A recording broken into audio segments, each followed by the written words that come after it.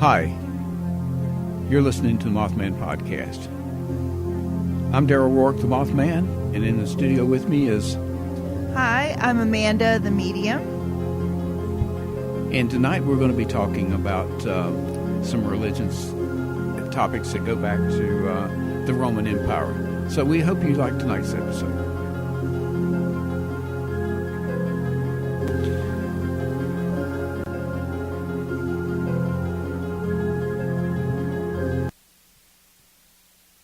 Amanda, you know, we've had quite a few podcasts where we've talked about different subjects, and we had one podcast where we were talking about different religions, and you went back to talking about your education and some of the people that did research about religion. And one of the questions I had then, and I wanted to ask you about now, and that we could talk about for just a minute, is, you know, we talk about going back in history, and we've never really discussed about going back as far as the Roman Empire, where we had Zeus and all the what am I saying? The gladiator type. The pantheon of gods. Right. And what's your thoughts and what's some of the research you found out about those type gods that people worship? As far as like the Roman and Greek go, the Roman gods were mostly, the ones that we think of, were mostly taken from Greek mythology. So they can be traced back to Greek mythology. And then those were actual religions. The religion itself was the worship of the Greek gods, plural. But then each Greek god had its own, they called them cults. So there would be the cult of Zeus, and they would worship Zeus in a certain way. The cult of whoever, Apollo, the cult of whichever god, and they would worship each of these gods in a different way. What's interesting about that, and I told you I was going to take this back to Socrates. Socrates never wrote anything down. He walked around and he taught his students that way. But the accusations against him were twofold. One, that he did not respect the gods and he didn't worship them. And two, that he corrupted the youth. And so they told him, you know, basically you can kill yourself or we're going to kill you. So Socrates drank hemlock and it was a horrible death. He passed away. But what Socrates' beliefs were, I think is important to look at, because he was culturally Greek. He spoke about Zeus and Apollo and other gods, but he did not believe in them as real gods. So he became culturally religious, but not, I guess, I don't know how you would say, religious. And I was talking to my sister about this, and she was telling me it's Christmas time, and she and I kind of share a lot of the same beliefs and a lot of the same reasons that we don't attend church now. And she said, but I really wish I could go to church because it's Christmas and I have my 2-year-old son and it would be really fun to just go hear Christmas music. And I said, well, then you can go. You don't need permission. You get to go. You can do what you want. And she's like, well, I don't know how to explain it to my friends. I wouldn't know. And I told her, I said, look, no matter what, the culture that you grew up in is Christian. You are culturally Christian. So you get to go to cultural events like church at Christmas time. So that kind of put her at ease. But what else were you thinking about regarding the gods? Well, you know, we're more or less paranormal investigators. And, you know, I have not seen any ties between the Greek religion and paranormal entities or their belief in paranormal entities? That was sort of a separate but integrated part of their religion. They, for example, the oracle at Delphi was a very famous oracle, and you went to the city of Delphi, and you went to one of the temples, and inside of the temple you could ask a priest a question, and he would go ask the oracle. And the oracle is basically a medium. She's seeking answers from the dead. She's also seeking answers from the gods. And that turned out to actually be an easily explainable phenomenon, because where they put the oracle was deep down inside the ground into this crack. And so they've investigated this crack since, and they have found that there's petroleum and other petroleum byproducts, fumes coming up through there. And so if you stood down there, yeah, you probably would see visions and hear things, because it's kind of like an opium den. Exactly. So they would stick their oracle down there and write down the crazy stuff she said. So that one's kind of been discounted, but that was a belief that they had. She was their version of a medium. But so do I need to take you and put you in the garage and open up a can of gas? That's right. Take notes. See what kind of visions I get. Tell people they can ask questions for $50 a pop, and you'll write down my crazy answers. Just make sure you give me oxygen. Don't let me completely die.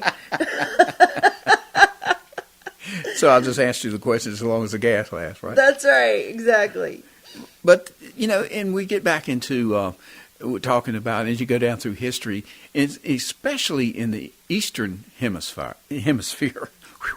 I'll talk here in a second. But, their beliefs are completely different than the Western Hemisphere. And when it comes to life after death, choosing the priest, they go to the young kids and they ask them questions, and they find some of their monks by talking to kids and getting their pre-life history. Right. And that's just a normal day's conversation. Exactly. And what do you think happened, coming to the Western Hemisphere? Why did we change so much? Is it because of our European? Honestly, yes. Blame it on the Europeans. If you look at history, humans have always believed in the paranormal. They've always interacted with the paranormal. Until in the West, until the Enlightenment and the scientific revolution. And at that point, the Enlightenment, one of the interesting things about the Enlightenment was that they honestly believed every answer could come from the mind of man through, scientific method and things like that. That we had the answers to absolutely everything. And there was a backlash to that later on that said, no, that's absolutely absurd. We don't have the answers to everything, and there's things that are unknowable. From the normal standpoint of a human, it's unknowable that we have life after death. But I think that that's only unknowable because we've forgotten how to know it. Well, you say that, and I'm probably going to open up a can of worms here, but is not the resurrection of Jesus on Easter morning a paranormal event? Yes, paranormal is all kinds of things. Yes. Isn't that it's proof? Paranormal. Isn't that proof that there's life after death? Yeah. And we, the some of the strict religious people, said, well, there's no way, that's you're talking the devil. No, I'm talking the Bible. Right. Right. So, I'm just wondering, through your studies now, I'm not one that, I grew up in a Primitive Baptist church. And the Primitive Baptist church so cool. Believes that there's no Sunday school, Uh-huh. no music in the church other than the congregation getting together. It's basically a very boring church. Yeah. It's,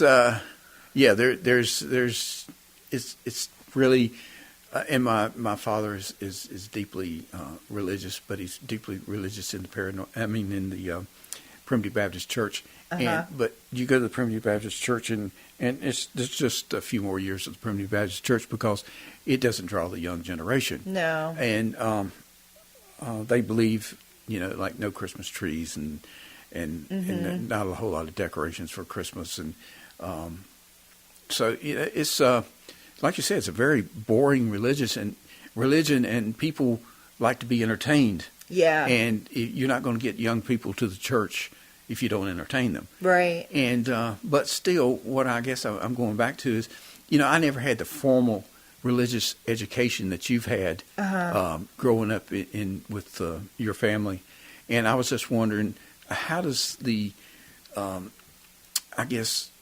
the resurrection of God, of Jesus, how does that really fit into the paranormal world? Wow, that's an interesting question. And so, maybe we just need to let you think on that one, and we'll get back to it on another podcast. Let me think about that one and do some research and right? find out what some people think. So I've just come up with another podcast. Yeah. But, I'm writing that down. we're back to the gods of the,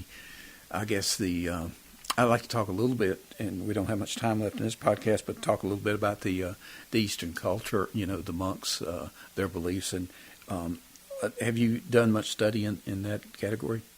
Not a great deal. I know a little, but it's not in depth at all. But, I think I'm an historian, and looking at history, I always look at well, what have humans always done? What is the trend in humanity? And in my opinion, the trend has been to interact with the paranormal, and that we've only lost that very recently, literally just a couple 100 years. And I think that's something that needs to be brought back in as part of being human. Well, and I agree with you 100%. And, as this podcast grows to a closing, I'd just like to say, and you and I have discussed this in this past week, we were talking off the air. I think, and you brought it to my attention, and I agree with you, that everybody sees paranormal. They just don't see what they see. Right, right. It's their things that come to my attention because I've been open to this subject. I've encountered some of this, and if you look at our investigations, and you're going to see in some of our future investigations that haven't been posted yet, things are there that I can't explain. Yeah. And but I look for little things that other people would probably look the other way, but like a cloud moving across the road would caught my attention and turned out to be one of the wildest cell phone shots that I've ever taken in my life. But it's just little things like that. And we'd like to thank you guys for listening to our podcast tonight. And please feel free to contact us via our email address at mothmanpodcast@gmail.com. We'd love to hear your comments. And please push the little button to share comments on our YouTube channel and like and dislike our podcast. So we'd like to thank you again for listening to us, and be sure to listen for next week's podcast. We're looking forward to coming to you again live. Good night. Good night.